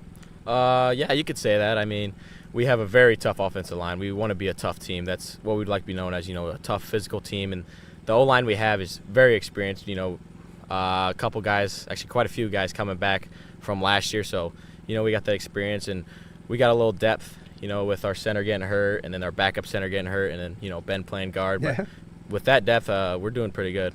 To continue things in the right direction, and a game against Davenport West tonight, and there's a lot around it. We'll talk about this 20-year team here in a second with you, but a lot around it. How important is it for you guys to stay focused and continue to make steps forward and get a victory tonight? Well, like Ben said, we have to win. That's the top thing. But when we have to be perfect tonight, tonight is a good night to just work on our technique, show it out. And, if we have good technique, we can use it as stepping stones to get better every week, like I said before. And I think West is just it's going to be a good competitive game, and just get better every game. It's a special night here at Assumption. We've talked about it all program. That 20 years ago, that Dome team, to have those guys back in the house, and you young pups that weren't even born when they were out running around. What have you learned about this team? How have you educated yourself about this team, and how important is it for you guys to represent Assumption football tonight with those guys back in the house? Yeah, that team was something. They, as Ben said, they played the city teams. We don't do that anymore because I believe they were 4A, right? Yeah. Yeah, and we don't get to play those teams anymore.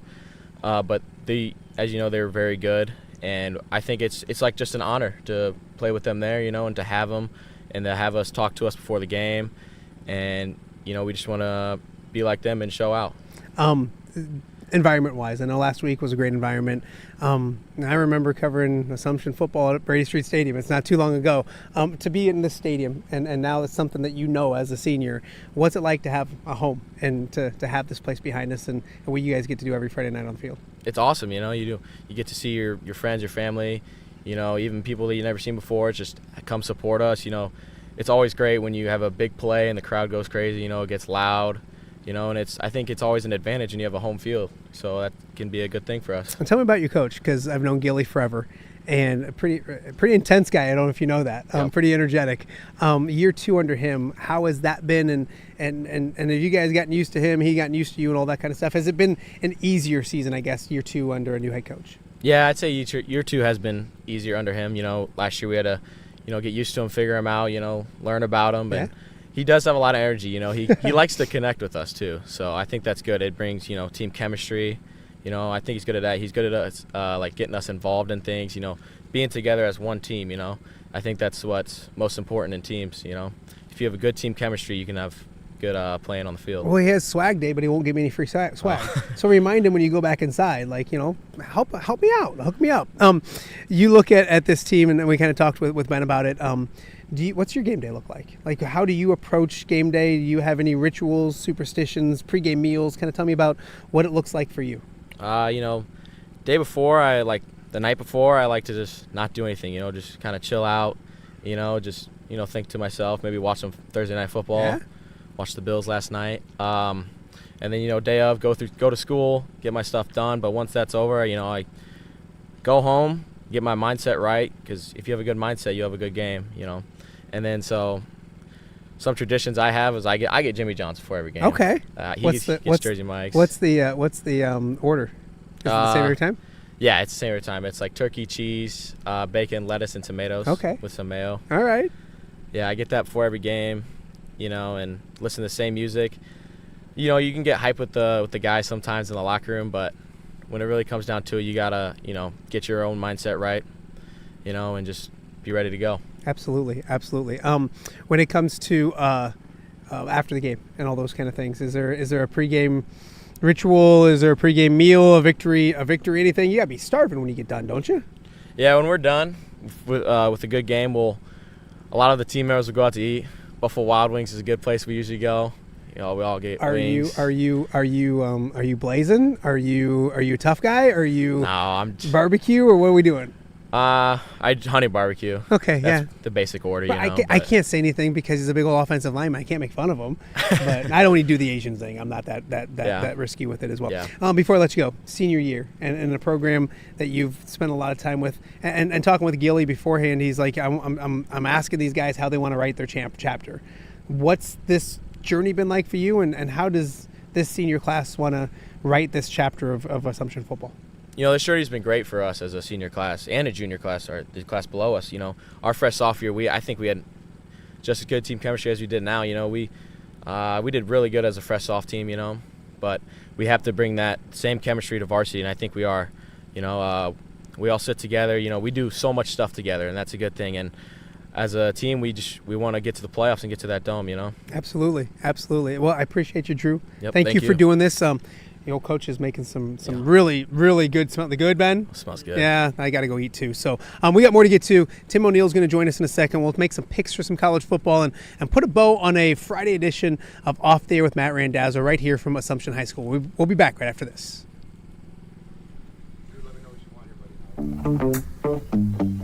All right, be honest. Are you craving Hungry Hobo again? You know, that fresh sliced meat piled high on those amazing sandwiches, hot off the grill chicken and steak with all those delicious toppings, the biggest and best selection of baked potatoes, or simply some waffle fries dipped in cheese. Well, now that Quad City favorite is even easier to get. Download the Hungry Hobo app today. Order ahead, skip the line, and earn rewards all at the same time. There's Double Points Monday and exclusive specials as well. With 12 locations in the Quad City area, it's Hungry Hobo. Now even easier to find, but still hard to resist. Rafferty Funeral Home, dedicated to serving families in the Quad Cities since 2007. Hi, welcome. Here, come on in. An experienced staff plans each service to reflect the unique life and legacy of your loved one. Rafferty Funeral Home is proud to serve our community with dignity, respect, and compassion, helping you to celebrate your traditions and lasting memories no matter your faith, culture, or budget. Rafferty Funeral Home in Moline. Call today to discuss prearrangements.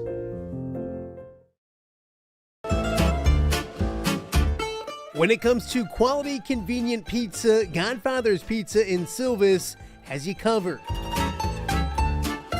Featuring a beautiful dine-in area, delivery, and a carry-out window. Godfather's Pizza is that pizza you grew up with, not a convenience store. You see, at Godfather's Pizza, the dough is made fresh daily. That mozzarella cheese is shredded fresh and never frozen. And those toppings are abundantly piled high each and every time. Locally owned and operated since 2010, Godfather's is a huge supporter of local athletes right here in the Quad Cities. So come on by and check them out at 1211 Avenue of the Cities in Silvis. Order online at godfathers.com and reunite with that same delicious pizza you grew up with. Welcome back to Off the Air with Matt Randazzo here on a Friday in the Quad Cities. I don't need these earphones. Friday, week 4 of the high school football season. We're here at Assumption High School, and my good friend Tim O'Neill joining me back at your old stomping grounds. Yeah, I've been here for a couple of years. A little bit. Kind of fun to be back here, and just this tradition. I know you've had kids play in this program. You've been in this program. You've coached in this program. It's kind of had a bunch of good memories here. Yeah, every time you pull in the driveway, it always gives you a certain kind of level of feeling. There's a comfort level, and again, I don't live too far, and I'm newly retired from here, so it's still going to be home for me. This is a fun night, and we talked to Wade about it, and you were. What did you do on that? Where were you, what part of that team were you? Defensive coordinator that year. Defensive coordinator that year.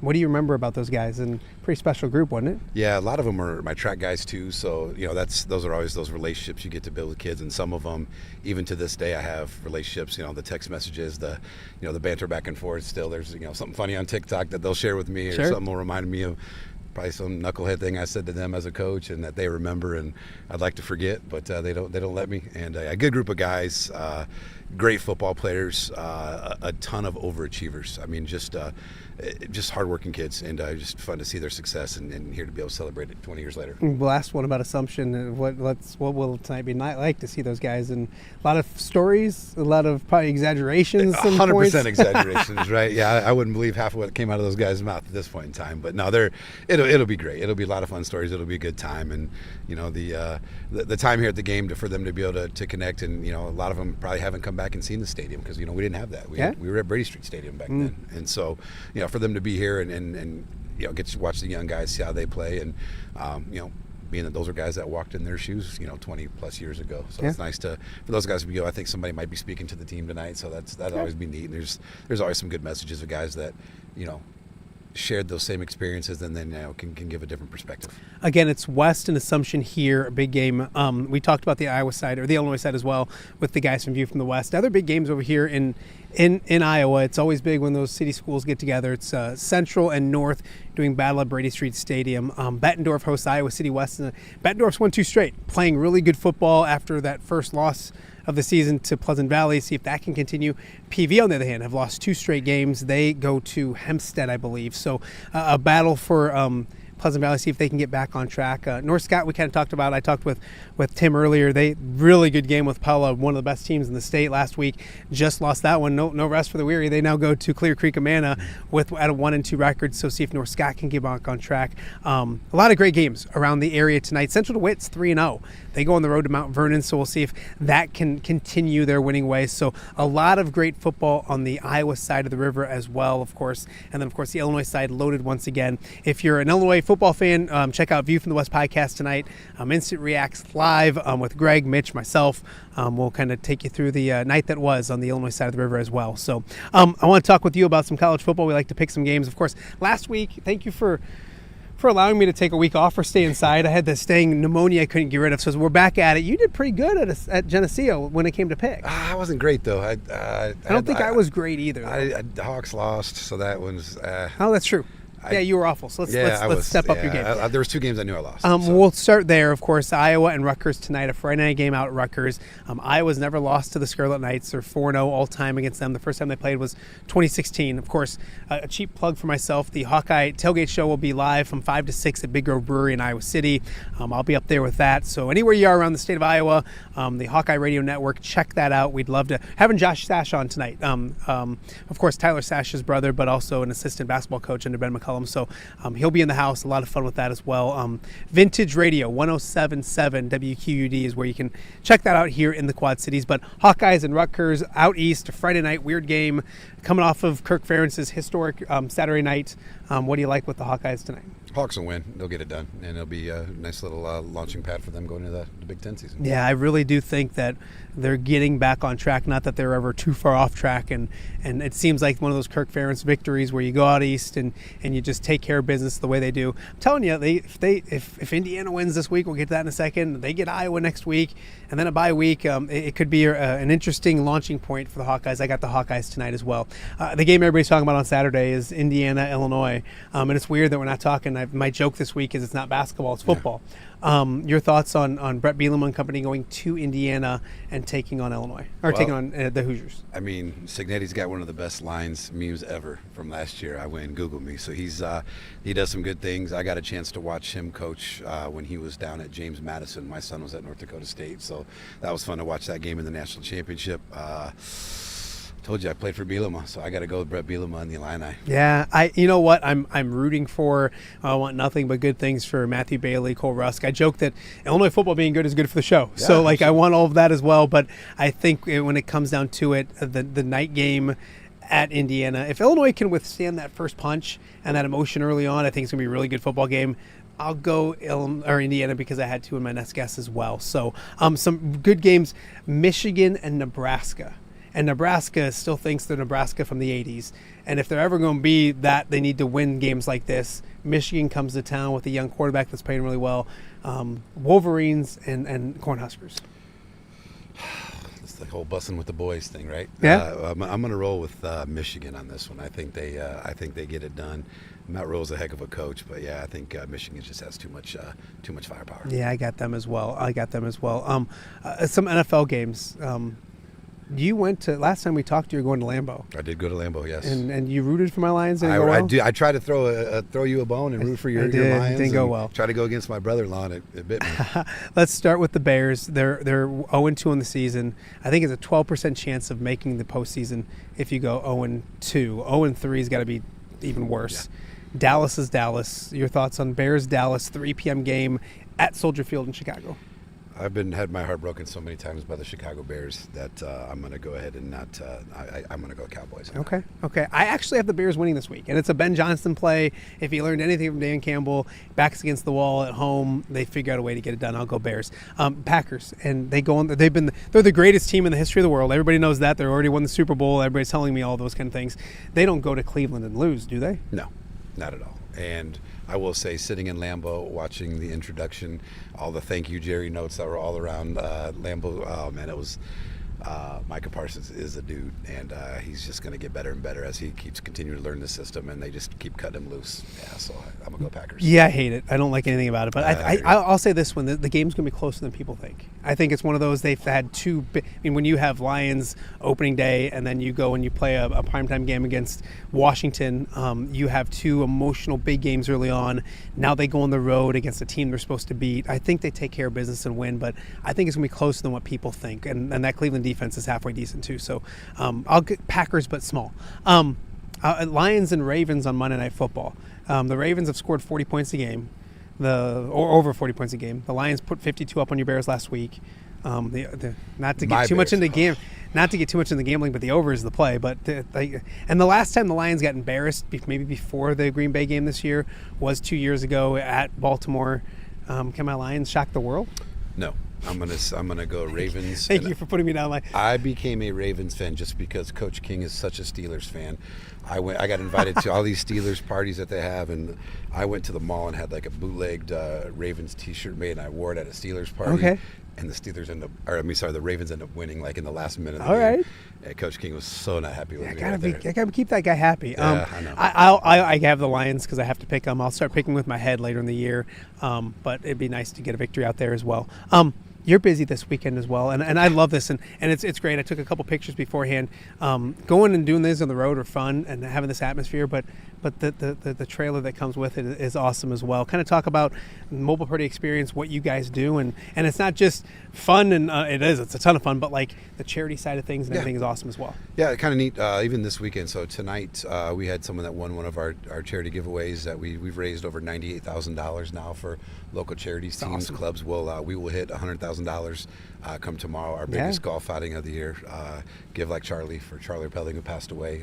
Her parents were friends of mine growing up. I went to school with her mom from elementary up through almost high school, and then her father and I competed against each other in high school, became buddies after the fact, and have a lot of common friends. So to be able to go there and participate in that tomorrow is a great day for me, for our family, and just for the business and what we do, and we're trying to help people raise some of those necessary funds.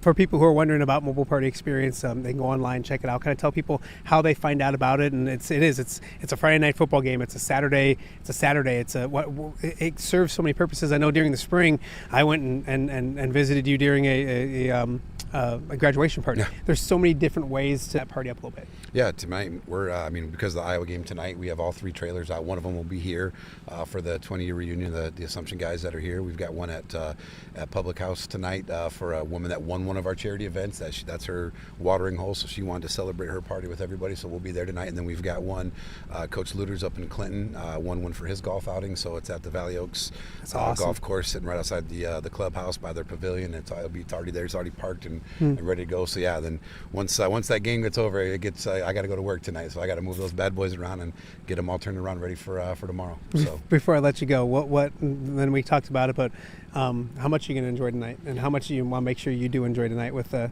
special group? Is that the best Assumption team in history? No, I don't know if it's probably best from a end of the year performance as far as how far they've gotten. Sure. Pretty good. There were some special guys on that team. I don't know, man. We've had some special teams. I like this because people are going to listen to this and say, "What are you talking like?" I know, we joke because I feel like when you play at a certain era and then you've coached in certain eras, you're always like, "Oh, these guys couldn't play when we were there." And then so you're saying some of your teams probably would have beaten them. I'm saying my teams were ranked number 1 or number 2 in the state. We either lost or beat Bettendorf, and that's how it was. So yeah, it was always the top 2 teams in the state. We're on the eastern side of the state. It was crazy. And then that dynamics just shifted a little bit to the central side part of the state. So. Yeah, no, I can remember it was when was Assumption Bettendorf? When was Assumption Bettendorf? I remember that growing up, and then I remember when I got in the business, it was like when is Assumption Bettendorf? So man, it'd be great for those guys to play again. Yeah, and even Denver West had some great teams back in my era. They were phenomenal. They were a playoff team back when I played against them. I almost made fun of your era, but like your era and my era are kind of the same era. They are the same era. We can't make fun of being old. Exactly. So we've had a blast here at Assumption High School. It's been a ton of fun. Thank you to Coach King for letting us crash the party. Coach Gilbarth for coming out here. The 2 players, Drew and Ben, for joining us. Thanks to Mitch from View from the West, and of course, thank you. thanks to this guy for cooking too. I'm gonna go get me some brats. Yeah, they smell really, really good. So we're gonna be back at it again next week, looking at maybe Rock Ridge, but we're gonna figure that all out. But we've had a ton of fun doing this, and we're starting to like schedule these out a little bit. That's the kind of fun. Like I got people reaching out saying, "Hey, come to here, come to there." So we're having a bunch of fun on Fridays. Thank you guys so much for watching. Some programming notes. We mentioned the radio show today. Make sure you check out the Hawkeye Tailgate Show on the Hawkeye Radio Network, 5 to 6, Big Grove Brewery in Iowa City. The View from the West Instant React podcast is tonight at 10:15. If you're not subscribed to the View from the West, to do that and join us tonight for that. And then also a viewer's note for the OTA tonight around midnight probably. Myself and Tom Kakert will do a show. Tom will be at the press box, still working hard at Rutgers. He's one of those guys out there covering the game itself. So we'll do a post-pod for the Iowa Hawkeyes, a post-show for the Iowa Hawkeyes coming up today as well. So a lot of stuff today, and then I'm going to take the weekend to shut up and relax a little bit. So thank you guys for watching. Thank you to the sponsors as always, and we'll see you guys later tonight or Monday right here on Off the Air with Matt Randazzo.